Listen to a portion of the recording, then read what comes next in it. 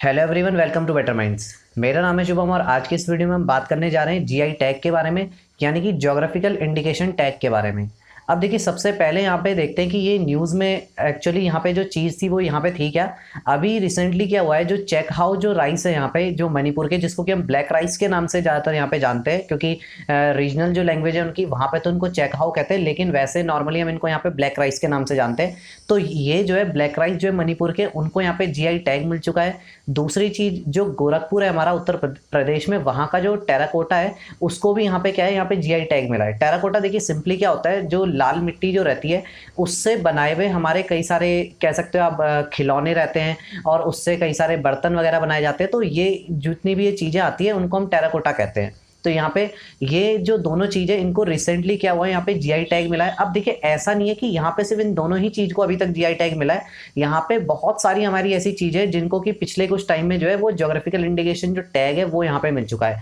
अभी अगर मैं बात करूँ तो ऑलमोस्ट जो है यहाँ पे 360 प्लस जो चीजें हैं उनको यहाँ पे हमारे ऑल ओवर इंडिया में जीआई टैग मिल चुका है। तो काफी ज्यादा यहाँ पे चीजें, बहुत ही नंबर ऑफ प्रोडक्ट्स और नंबर ऑफ हमारी जो चीजें ऐसी हो चुकी हैं जिनको यहाँ पे ज्योग्राफिकल इंडिकेशन का टैग मिल गया है। अब हम यहाँ पे बात करते हैं कि जो जीआई टैग होता है वो एक्चुअली में यहाँ पे होता क्या है। देखिए सिंपली क्या होता है, किसी भी एक पर्टिकुलर रीजन में आपने जैसे देखा होगा, एक पर्टिकुलर रीजन में अलग अलग जो चीजें होती है उनकी मैन्युफैक्चरिंग होती है। हर एक पर्टिकुलर जगह का कोई एक पर्टिकुलर जो चीज होती है वो बहुत फेमस होती है। तो ऐसे ही क्या होता है, जिस जगह की कोई एक पर्टिकुलर चीज बहुत ज्यादा फेमस हो जाती है, या वहाँ की जो पर्टिकुलर चीज है उसकी अगर मार्केट में बहुत ज्यादा डिमांड बढ़ जाती है, अगर हो सकता है इंडियन मार्केट और इंटरनेशनल मार्केट कहीं भी हो सकता है, तो अगर ऐसा कभी होता है और वहाँ के लोगों को पता है कि यहाँ पे ये जो चीज है इसको जो सबसे बेस्ट क्वालिटी है और सबसे बेस्ट मेथड जो प्रिपेयर करने का है वो हम लोग ही बनाते हैं, तो वो लोग क्या करते हैं, वहां पे उसका जीआई टैग के लिए अप्लाई करते हैं। वहां के जो लोग होते हैं, वहां के लोग जीआई टैग के लिए अप्लाई करने का उनका रीजन ये है, ताकि जो भी कभी भी अगर मान लीजिए यहाँ पे जो भी ये चीज होती है, जो भी ये प्रोडक्ट है, तो अब कभी भी क्या होगा, उस नाम से, जो नाम उन्होंने उस जगह, उस जो प्रोडक्ट का जो नाम होगा उस नाम से कोई दूसरी जगह का पर्सन उस प्रोडक्ट को नहीं बेच सकता। अब जैसे यहाँ पे फॉर एग्जांपल लेते हैं, जैसे कि अभी बात करते हैं यहाँ पे मणिपुर के जो ब्लैक राइस है, तो अभी क्या होगा, अब इसके बाद क्या होगा, मणिपुर को मिल चुका है जीआई टैग ब्लैक राइस के ऊपर। तो अभी इनके अलावा मणिपुर का जो राइस होगा सिर्फ वही जो है, वही सिर्फ हमारा ब्लैक राइस के नाम से, या फिर कह सकते हैं चेक हाउ के नाम से जो है वो बिकेगा। ऐसा नहीं है कि कोई जो है, कोई पंजाब में या फिर कोई हरियाणा में यहाँ पे जो है, यहाँ पे राइस की कल्टीवेशन कर रहा है और वो वहां पे अपनी जो राइस है उसको, ताकि उसकी एक वैल्यू बढ़े या इस तरीके से वहां पे राइस जो ग्रो करने के बाद, और उसको कह रहा है कि ये ब्लैक राइस है, ऐसा नहीं हो। अब बात करते हैं कि यहाँ पे जीआई टैग जो होता है वो मिलता कैसे है। तो देखिए सिंपली कोई भी हमको सर्टिफिकेट अगर लेना होता है तो सिंपली क्या होता है, जो गवर्नमेंट होती है हमारी, वो क्या करेगी, उस जो प्रोडक्ट है उसकी पूरा का पूरा चेक करेगी कि ये जो हमारा जो भी ये प्रोडक्ट है ये पर्टिकुलरली इसी रीजन में एक्चुअल में बना भी है, या इसी रीजन में इसकी जो हमने कल्टिवेशन है या मैन्युफैक्चरिंग है जो भी है वो यहाँ पे करी भी है। ऐसा तो नहीं कि ये कहीं और मैन्युफैक्चरिंग हो रही है या फिर कहीं और कोई अलग ही मेथड्स इसमें अप्लाई हो रहे हैं, और वो जो रीजनल मेथड्स हैं जो कि पर्टिकुलरली होने चाहिए थे वो नहीं लग रहे हैं यहाँ पे, और ये कोई भी यहाँ पे इस तरीके का ऐसे टैग के लिए अप्लाई तो नहीं कर रहा। तो वहाँ पे प्रॉपर पहले चेक होता है, उसके बाद क्या होता है, वहाँ पे एक उनके ऊपर एक स्टैंप लगा दी जाती है जिससे यहाँ पे कंफर्म हो जाता है कि हाँ ये क्या होता है, फिर उस चीज़ को जो होता है यहाँ पे जीआई टैग मिल जाता है। अब देखिए, ऐसा नहीं है कि किसी एक पर्टिकुलर रीजन में ही हमारा जो होता है वो, एक पर्टिकुलर चीज को एक पर्टिकुलर रीजन में ही जो है वो जीआई टैग मिलेगा, ऐसा नहीं होता। कई बार ऐसा भी देखा गया है कि जो 3-4 जो स्टेट्स होती हैं उनको मिला के जीआई टैग दे दिया जाता है। जैसे मान लीजिए कोई भी अगर एक पर्टिकुलर कोई चीज है वो नॉर्थ रीजन में ग्रो करती है, तो ऐसा भी हो सकता है कि यहाँ पे हरियाणा, उत्तर प्रदेश और ये पंजाब, इन सब जो स्टेट है, इन सब स्टेट्स को मिला के एक जीआई टैग मिल जाए कि हाँ ये जो चीज है ये आप तीनों स्टेट जो है इस नाम से, इस प्रोडक्ट को आप तीनों ही जो स्टेट है वो आप बेच सकते हो बस। तो ऐसा भी हो सकता है यहाँ पे। अब बात करते हैं यहाँ पे कि जीआई टैग की स्टार्टिंग कहाँ से हुई थी। तो देखिए, जीआई टैग के लिए जो यहाँ पे स्टार्टिंग हुई थी इंडिया में, वो तो जो एक्ट की जो स्टार्ट हुआ था वो तो हुआ था हमारा यहाँ पे 1999 में, लेकिन इसको एक्चुअल में जब ये फोर्स में आया था तो ये आया था 2003 में, और 2003 में फोर्स में आने के बाद हमारा 2004 में सबसे पहला प्रोडक्ट हमारा जो था वो दार्जिलिंग टी थी, जिसको कि यहाँ पे हमारा जो है ज्योग्राफिकल इंडिकेशन का टैग मिला था। अब देखिए, जैसे दार्जिलिंग टी को अगर ज्योग्राफिकल इंडिकेशन का टैग मिल गया, तो अब पूरे ऑल ओवर इंडिया में कोई भी जो है वो दार्जिलिंग टी के नाम से अपनी टी को नहीं बेच सकता। सिर्फ और सिर्फ जो दार्जिलिंग में उगी हुई जो टी होगी जो असम में, उसी को क्या हो सकता है, दार्जिलिंग टी के नाम से बेच सकता है, क्योंकि एक पर्टिकुलर उसकी एक यहाँ पे यूनिकनेस है और वो एक पर्टिकुलर मेथड से वहाँ पे प्रिपेयर करी जाती है। तो इसके लिए क्या होगा, वहाँ पे इसलिए इसको ज्योग्राफिकल इंडिकेशन का टैग दे दिया गया है, ताकि कोई और इसकी कॉपी ना कर सके, कोई और इसकी चीटिंग ना कर सके और किसी का यहाँ पे बेवकूफ़ ना बन जाए। कोई अब हो सकता है कोई पर्सन क्या करे, मार्केट में जाए दार्जिलिंग टी खरीदने और लोग क्या करें, लोग उनको अपना नाम कहीं की भी टी के ऊपर दार्जिलिंग टी लिख के और ऐसे किसी को ना बेच दें। तो इसके लिए ये सारी चीज़ें करी जाती हैं।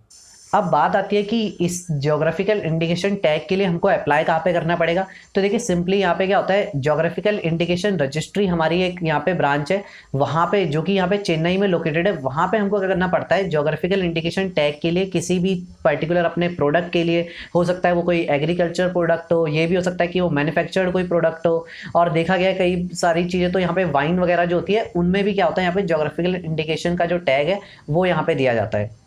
अब जो ज्योग्राफिकल इंडिकेशन का जो टैग होता है, ऐसा नहीं होता कि ये लाइफ टाइम के लिए होता है, ये हमारा सिंपली क्या होता है, मैक्सिमम ये 10 ईयर्स के लिए होता है। 10 ईयर्स के बाद क्या होता है, जो हमारा ज्योग्राफिकल इंडिकेशन का किसी भी प्रोडक्ट को अगर टैग मिला होगा तो वो हमको वहाँ पे रिन्यू कराना पड़ेगा।